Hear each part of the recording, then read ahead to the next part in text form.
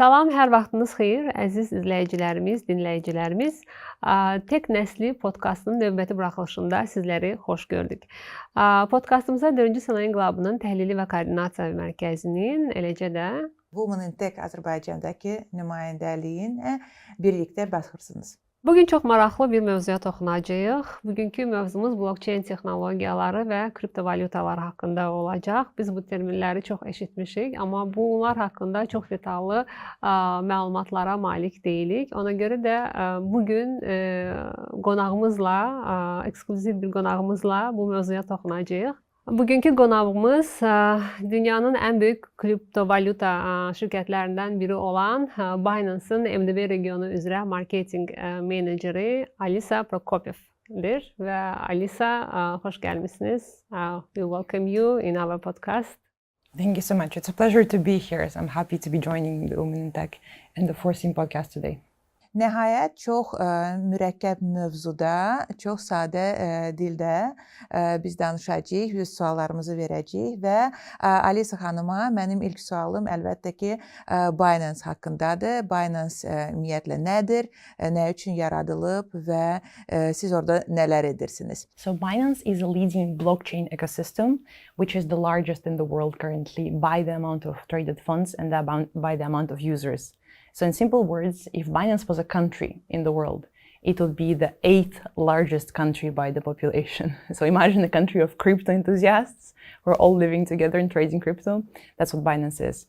And currently, do you have any guesses? How many do you think people worldwide in general use crypto? Just give us a million or billion people? In millions. Yeah. In millions? Yeah. Okay. But not 1, 2, obviously. 200? Close enough. That's actually quite close. It's 400 million currently. Very It's good 50% label. close. I mean, it's still in the hundreds, right? So today I'm going to be walking you through the journey of this dynamic industry, because the industry is truly dynamic. Where it began, what were some key moments, some key changes, and how it all developed. In terms of Binance, as I said, it's an ecosystem. So it's not just the Binance exchange itself, where you can buy digital assets. It's also big parts of our ecosystem, like Binance Academy, the educational initiative, and Binance Charity, the charity project, which is also a big part of us. Besides that, there is Binance, so itself the crypto network.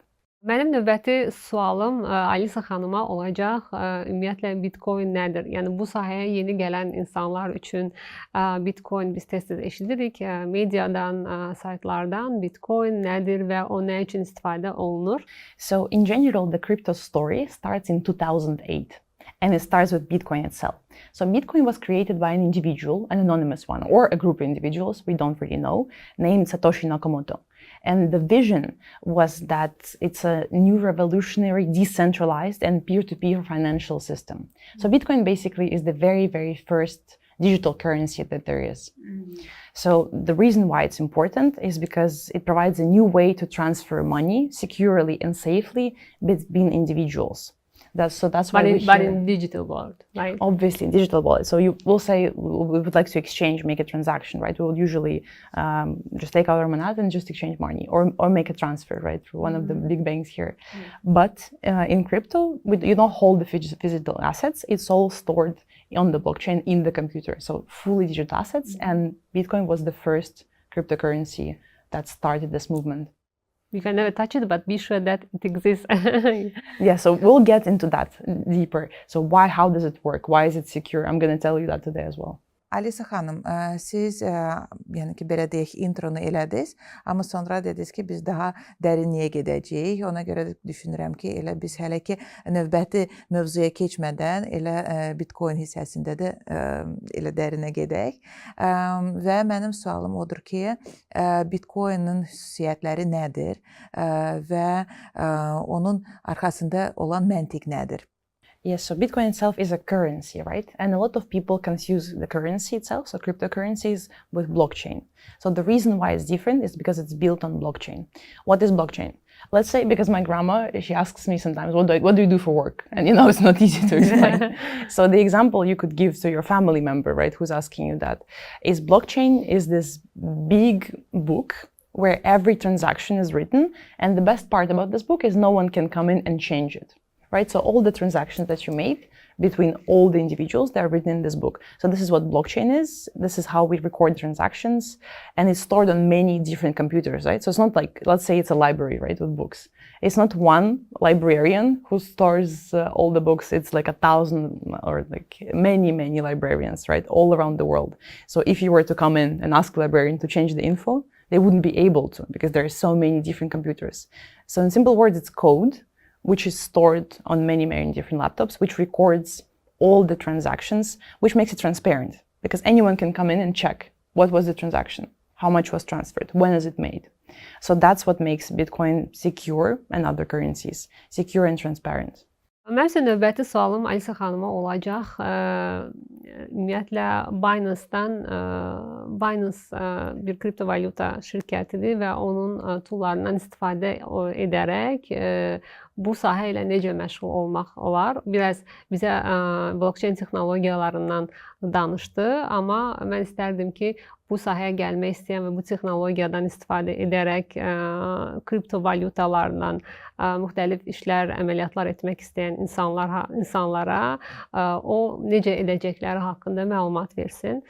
Actually, to own crypto, to hold the digital assets, right? These coins, cryptocurrency coins, you do not have to know and understand deeply the blockchain technology, because even myself working in this niche for years, I still compare it to a rabbit hole, because there's a level of understanding and then you jump deeper and there's another level of understanding. You don't actually have to do this in order to hold currency. Same way with banking, right? Or any other assets industry. You don't have to like know exactly all the details.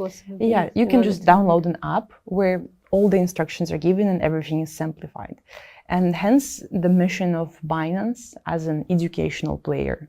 So this is where Binance Academy, the MOU that we recently signed with Foreseen.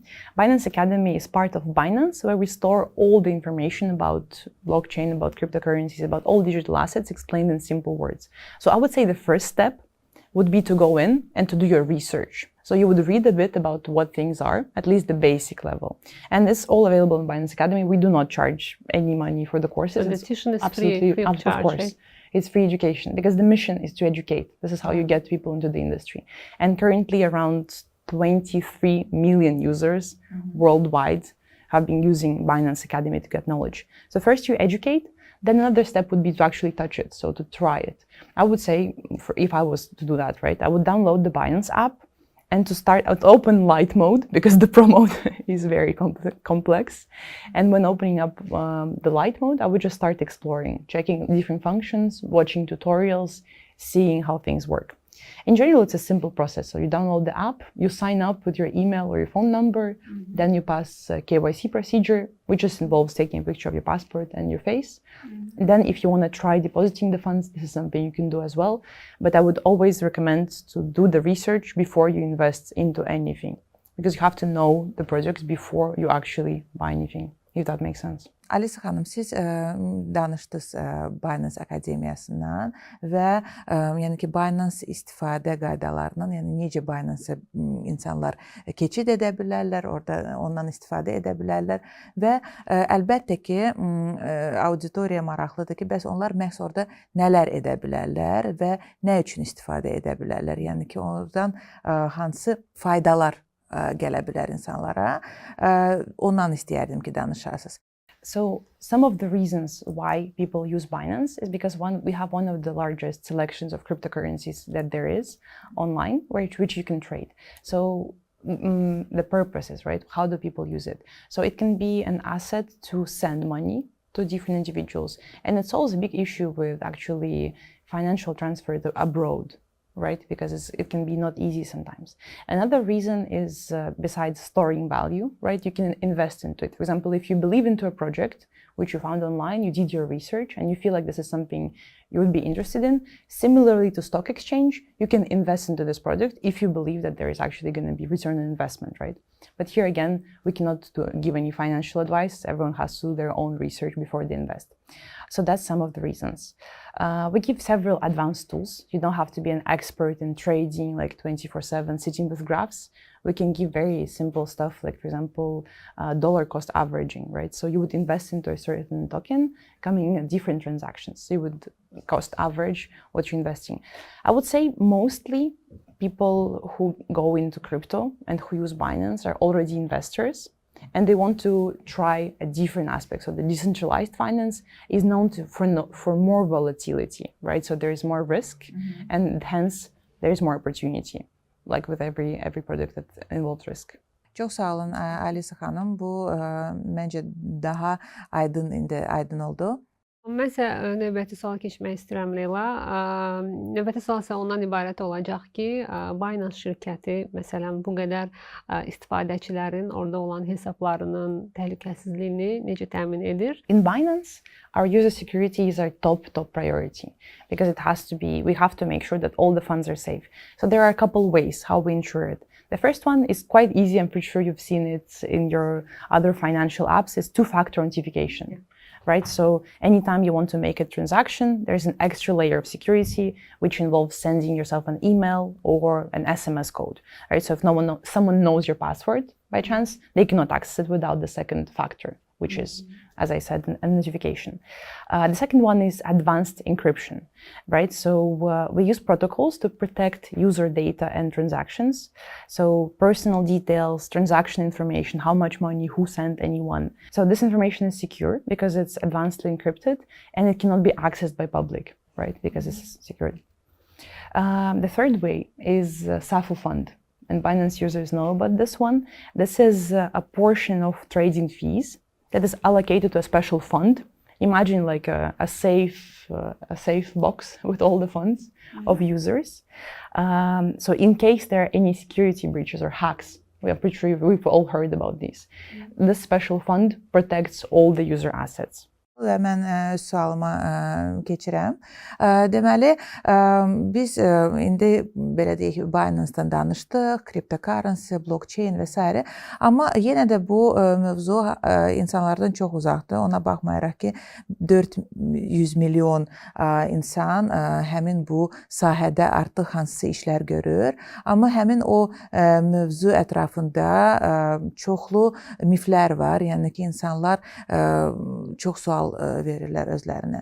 Və mən imkan olduqca, yəni əlbəttə ki, sizdən həmin o sözləri eşitmək istəyərdim ki, hansı miflər var, hansı miflər mövcuddur və hansı konsepsiyalar doğrudan da həmin o miflərdir və hansı konsepsiyalar düzdür. So I would say one of the first misconceptions, which is widely spread unfortunately, is crypto is not safe, there's lots of scams around, and however, the industry still struggles with these issues from the past, like scams, market manipulation. Still, according to chain analysis, if we take this data, traditional finance, so our regular finance that we use every day, faces more scams. With 5% of all global funds, let's imagine like all the users of traditional financial institutions, 5% of funds are affected, and only 0.35% of these funds are affected by scams in crypto. So I would say that crypto is safe. You just have to make sure that you turn on your two-factor authentication. You know all your passwords. They are stored securely, and you obviously choose an exchange, so an app, like for example a Binance exchange, where you know that the funds are safe. So that's the first one. Another one is that blockchain can be only used for cryptocurrencies. And it's not very true. Many people believe that there is no other use cases. In reality, blockchain has a wide range of other things that we can be used for. For example, we can track chain management, like logistics. So we can track goods and how they're stored.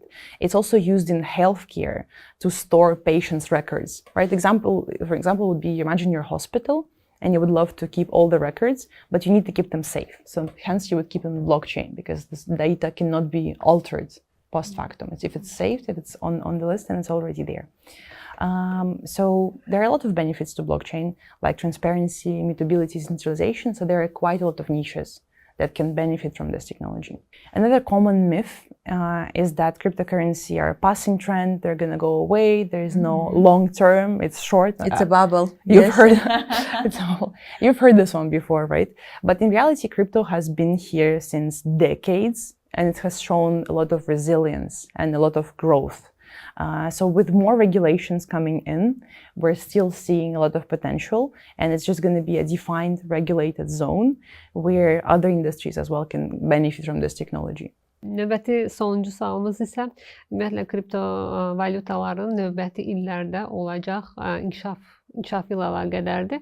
One of the things that we're facing right now in crypto, and we have to address these, right, to overcome these, is a knowledge gap. People don't really know how the technology works, and half of part of the reason why we're recording the podcast here is that. So in Binance, we're trying to navigate these challenges by communicating on Binance Academy in easy words and to students. So we launched quite a lot of student programs, boot camps. For example, in Kazakhstan, we launched an initiative where we've been working all over the country with universities to provide education on university level in blockchain, right? So that's one of the directions is we believe in mass adoption, so more and more people will be getting involved into crypto.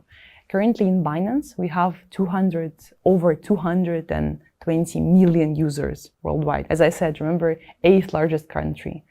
And that's over 100 countries in the world. We're also setting a very high standard for compliance, right? Because this is a new trend that's coming in the industry.